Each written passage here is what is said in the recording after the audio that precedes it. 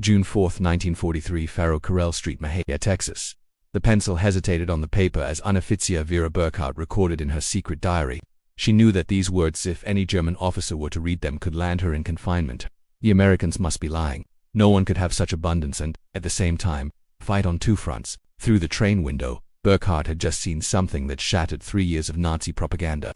Electric lights flickered on every farm, every store, every corner. A sky of bulbs stretched across the Texan plains at 10 o'clock at night in Germany. Blackouts had been the norm since 1940. Before the war, barely a fifth of farms had electricity. Yet there, in the nation described by the Reich as decadent and ruined, energy seemed endless. 1,850 veterans of Rommel's Afrika Korps disembarked from the train cars. They did not arrive in cattle cars but in Pullman coaches, upholstered and with dining cars. All of Mahia had gathered to witness their arrival. No one knew it then, but that moment would mark the beginning of a silent transformation. The disintegration of Nazi ideology at the hands of something far more powerful than weapons, the tangible evidence of American industrial might. Allied victory would not only be written on maps or in battles but in production figures, capable of shattering certainties and myths. The collapse began on May 13, 1943, in Tunisia. General Jürgen von Arnim, Rommel's successor, surrendered along with between 250,000 and 275,000 German and Italian soldiers. They were the Wehrmacht's most experienced fighters in the desert, men who had forced the British to retreat to Egypt and had earned the respect of Montgomery himself. Among them was Headman Friedrich Radke, awarded the Iron Cross First Class, wounded twice in Africa. Decades later, his diary found in the National Archives would reveal how captivity in the United States reshaped the minds of thousands of prisoners. The journey toward that revelation began at the port of Oran, Algeria, while Radke and 30,000 other men awaited the ships that would take them across the Atlantic. The American logistical machine was already dismantling their arrogance. Every day, thousands of prisoners were processed with efficiency surpassing any German standard. Photographs were taken, documents filed, medical exams conducted, vaccinations administered, and the rights granted under the Geneva Convention were explained in perfect German. The first blow of reality came with the food. Oberrichter Hans Mührer, captured with the 21st Panzer Division, wrote to his mother months later, "In the cage at Oran they fed us better than in 6 months of war. White bread, real coffee, meat twice a day. We thought it was propaganda. We didn't understand that this was their normal ration." The Liberty ships that would carry them to the American mainland were floating symbols of that abundance. The SS Robert E. Peary had been built in just 4 days, 15 hours, and 29 minutes at the Kaiser shipyards in Richmond, California. Figured that would have seemed impossible to any German engineer. At peak production, the U.S. assembled 3 of these ships per day. Returning from Europe, the ships did not sail empty. During the summer of 1943, they transported up to 30,000 prisoners per month. During the 2-week voyage, the second phase of the psychological collapse began.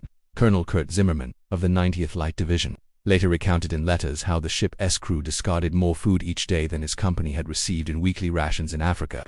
They threw away half-eaten steaks, whole loaves of bread, untouched milk. They didn't do it to mock us. It simply meant nothing to them. Their abundance was inexhaustible.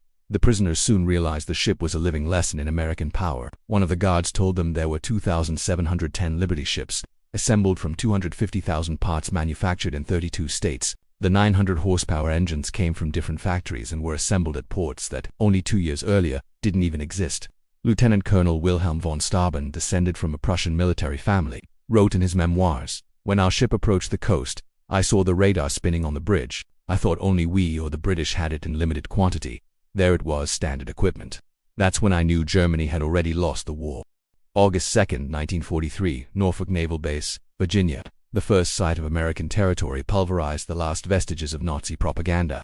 Norfolk stretched over 4,300 acres of docks, cranes, and ships. In a single day, that port moved more tonnage than Hamburg in a week. Gerrit Johann Weber, a former metalworker, counted 47 ships loading and unloading simultaneously. Each electrically powered crane did the work of a dozen men and horses. The prisoners marched in columns toward the trains. Along the way, they saw parking lots full of civilian cars owned by ordinary workers. In Germany, owning a car was a privilege of the elite. The Volkswagen, promised to the people since 1934, had never gone beyond propaganda.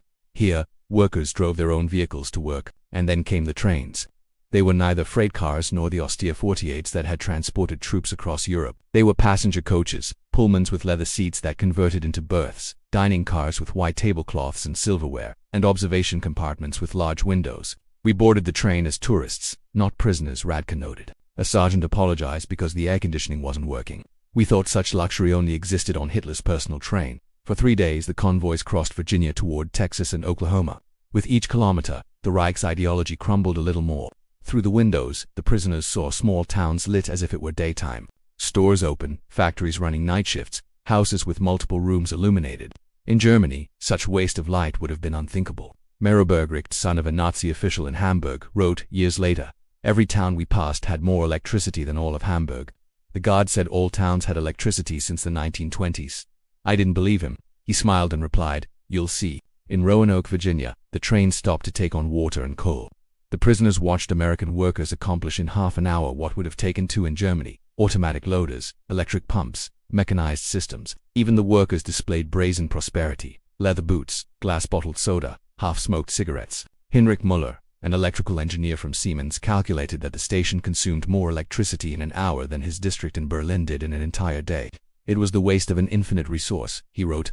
Lights on in empty buildings, fans spinning for no reason, the carefreeness of those who know no scarcity. As the trains crossed Tennessee and Kentucky, the prisoners witnessed the heart of American industrial power. The Alcoa aluminum plant, stretching 3 miles along the river, consumed 175,000 kilowatts more energy than the entire city of Munich. Near Louisville, the train passed Rubbertown, a complex of factories built in just 18 months. 4 plants, each employing thousands, produced 800,000 tons of synthetic rubber annually. Chemist Erich Hoffmann of IG Farben would recall years later, "I saw the distillation towers, the catalytic crackers.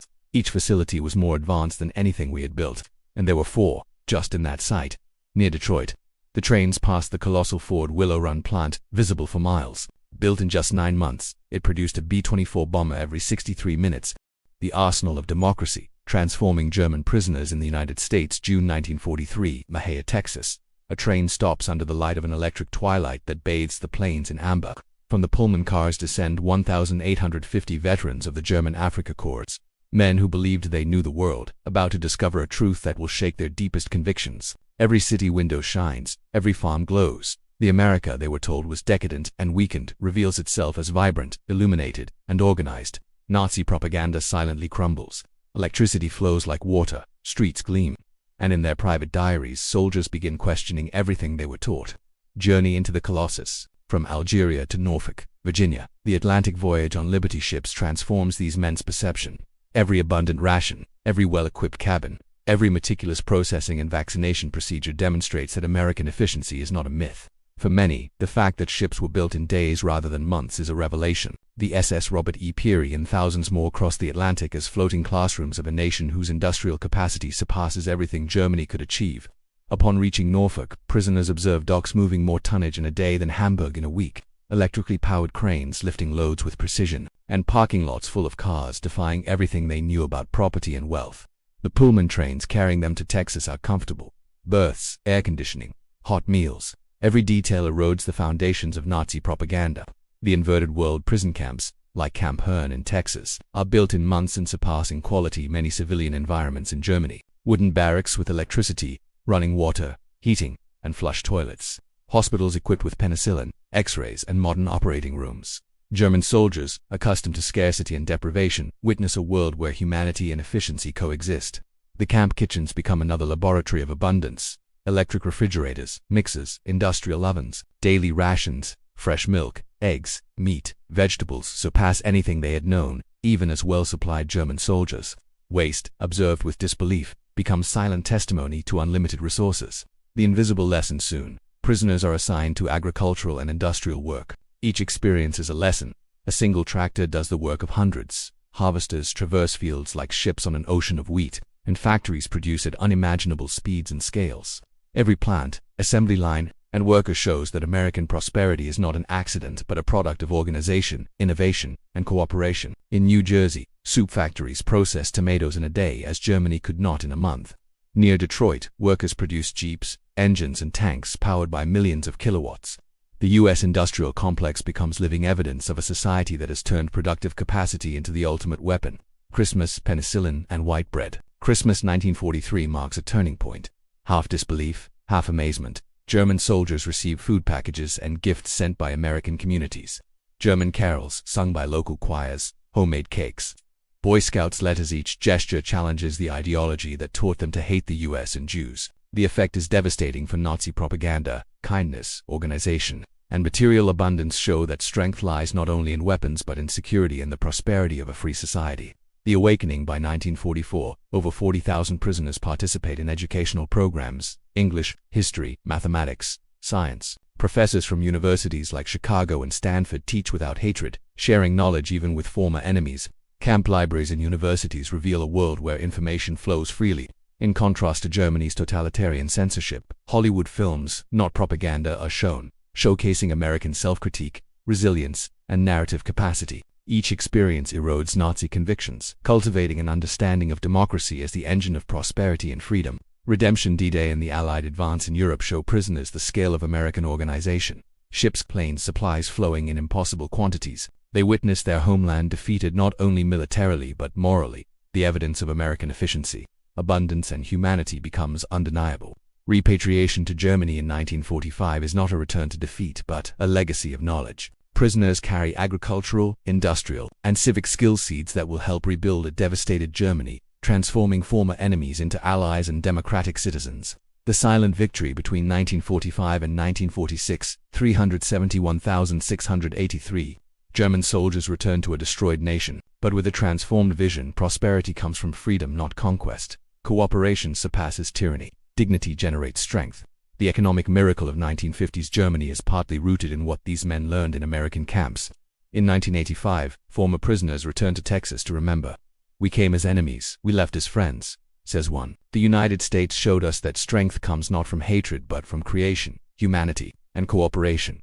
The legacy is clear. The most powerful weapon of the United States was not military, but moral and industrial. Prosperity, organization, and human dignity transformed German soldiers, sowing the seeds of a democratic Allied Germany, and proving that true victory can be achieved through example, not just bullets. Diary and letter excerpts. The arsenal of democracy trained to Texas. June 1943. Hetman Friedrich Schultz, 19 years old, writing in his diary, "We were told that America was a country of weaklings, controlled by Jews, incapable of fighting. But as the train moved, we passed factories running 3 shifts, houses with electricity, silos full of wheat. Everything we thought we knew crumbled before our eyes. How can a country so big and organized be weak? I don't understand anything." Camp Hearn, Texas, December 1943. Letter from Paul Fisher to his wife. "Today I received my first American Christmas dinner. Turkey, ham, mashed potatoes, vegetables, ice cream. I can't describe it. We ate until it hurt, while thinking of the children I left in Hamburg starving. This isn't a luxury. It's normal here. The kindness of these Americans breaks me. How can they show us such humanity while we are their enemies?" Campbell Factory, New Jersey, spring 1944. Diary of Ernst Wagner Stabsfeldwebel. "I've never seen anything like this. Older women supervising automatic lines, processing tons of tomatoes, while listening to the radio and drinking coffee. One woman does the work of 50 German workers. It's impossible, yet it works. Everything works." Kansas Farms, summer 1944. Horatio Herbert Lang. Diary. "Today I saw a harvester cover 100 acres in a single day. More than my entire village could do in a month. The farmers aren't nobles or aristocrats. They are ordinary men with tractors, trucks, electricity, and refrigerators. Their workers eat better than we do in a week. How can we compete with this?" Letter from Camp Shelby, 1944. Hermann Gutz, former member of the 10th Panzer. "We were taught to despise this nation. They said it was weak, divided, corrupt. Every day here proves otherwise. Efficiency, education, kindness. Everything is so far superior to what we were taught. We are beginning to question our beliefs, even the most deeply held. Is this what they call democracy?" Letter from Friedrich Schultz. Observing Italian prisoners. The Italians cooperate, eat in restaurants, earn money, have freedom, and receive no hatred. We, their former allies, are trapped in Nazi propaganda, and they seem free. The democracy we despised now seems more honorable than our own system. Camp Hearn. Medical consultation 1944. Diary of Oberst, Dr. Friedrich Bauer.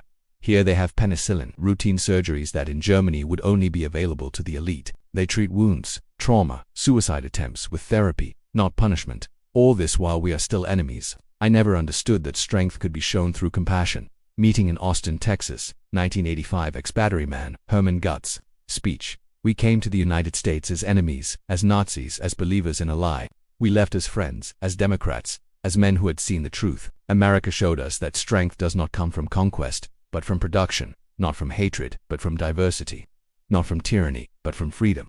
We learned from its people, its fields and factories, from its kindness,